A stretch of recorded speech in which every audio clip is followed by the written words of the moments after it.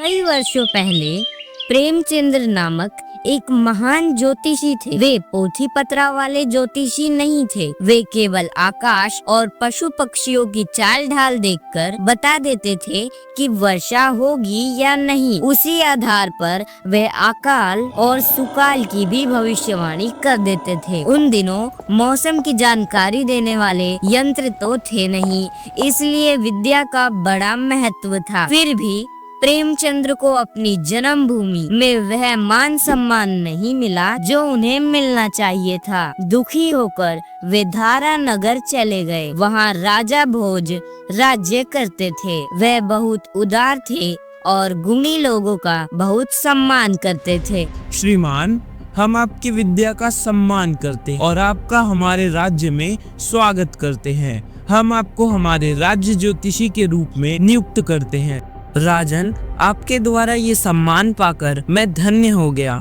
आपकी इस सेवा के लिए धन्यवाद। मैं आपके इस राज्य ज्योतिषी के पद को स्वीकार करता हूँ। लेकिन राजा भोज के दरबार में और भी कई ज्योतिषी थे, लेकिन उन्हें प्रेमचंद्र से बहुत ईर्ष्या हो रही थी। ये क्या हो रहा है राज दरबार में? कोई बाहरी आदमी राजा का कृपा पात्र बन बैठा है।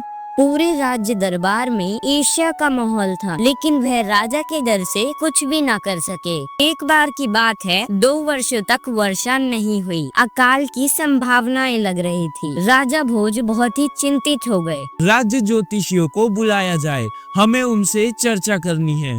सभी राज्य ज्योतिषियों ने अपनी अपनी पोथी पत्रा देखी और एक दूसरे से विचार किया और राजा से कहा, राजन, इस वर्ष तो कोई वर्षा का योग नहीं बन रहा है। भारी अकाल पड़ने की संभावना है। उन्होंने परेशान होकर प्रेमचंद्र की ओर देखा और पूछा, पंडित जी, आपका क्या सुझाव है? प्रेमचंद्र ने आकाश और प्रकृति को गौर से देखा और हिसाब लगाया।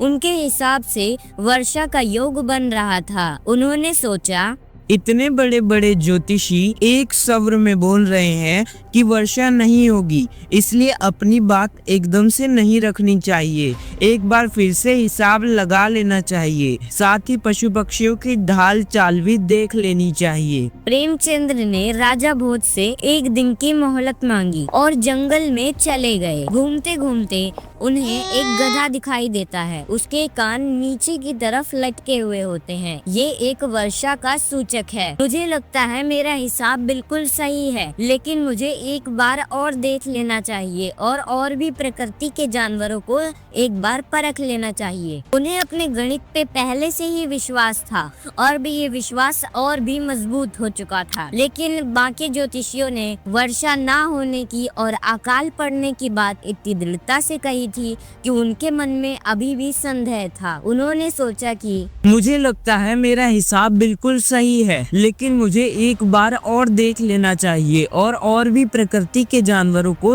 एक बार परख लेना चाहिए। 2-4 कदम आगे बढ़ने के बाद उन्हें एक लाला मिला।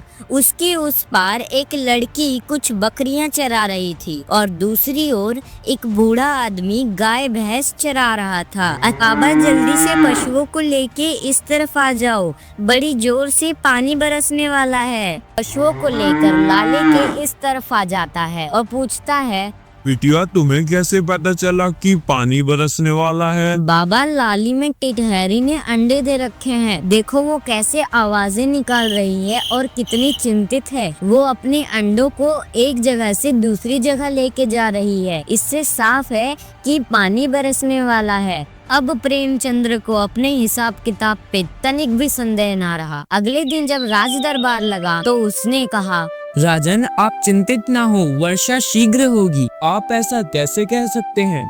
मैं कहता हूँ कि वर्षा शीघ्र होगी।